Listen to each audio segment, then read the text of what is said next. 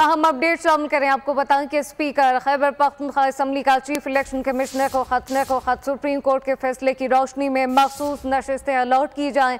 خط میں واضح کیا گیا مخصوص نشستوں کے معاملے پر غیر ضروری تاخیر کی جا رہی ہے۔ اس متعلق تفصیلات کیا ہیں، بیورو چیف پشاور ظاہر شاہ شیرازی سے جانتے ہیں۔ ظاہر شاہ شیرازی، آگاہ کیجیے گا، خط میں مزید کیا کہا گیا؟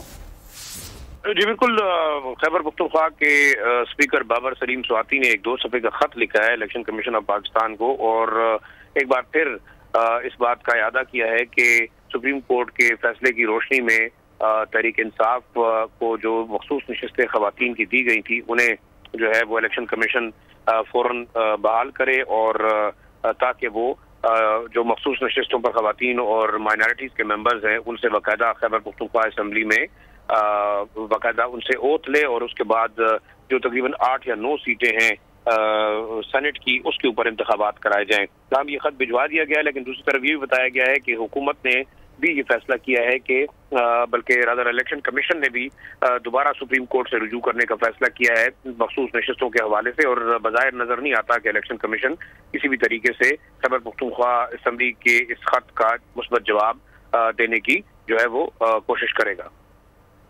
ظاہر شاہ شیرازی، بہت شکریہ۔ سبسکرائب کریں اور بیل دبائیں تاکہ کوئی خبر رہ نہ جائے۔